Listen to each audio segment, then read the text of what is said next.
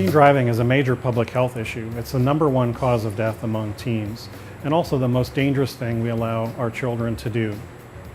So crash causes from young drivers include inexperience in general vehicle control skills, the poor ability to anticipate and identify hazards, sensitivity to peer influence and willingness to take risks. Teen drivers tend to be very impulsive. They also have a general poor understanding of driving abilities relative to demands. And what we really see today is that texting and cell phone conversation compound all of the difficulties that young drivers face. In this study, there were 3 different groups of drivers. The first group involved 14-and-a-half-year-old drivers, those who have just received their school license. A second group of intermediate drivers who got their driver license at 16, and a third group that had had their school license and started the study when they were 16.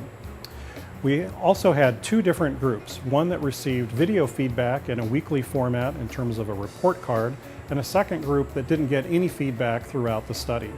What we're interested in looking at is how drivers mature normally in terms of their experience, how their risk changes under normal conditions, and then compare that to a group that received feedback. The feedback is pretty valuable for parents and teens because the parents can essentially help mentor their teens when they're driving independently. And this has been shown in several studies that we've done to be a very effective way to communicate with their teen drivers. The results show that the teens who are in the control group increase their events dramatically after they get a little confident. The intervention group that gets feedback is pretty flat from the start because they are essentially being viewed by their parents through the weekly report card.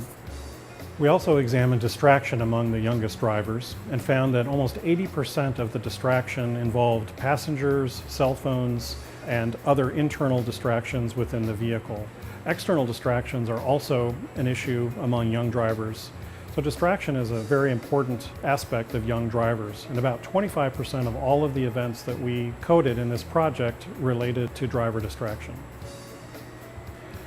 For more information on this project and others, please visit the Pooled Fund website.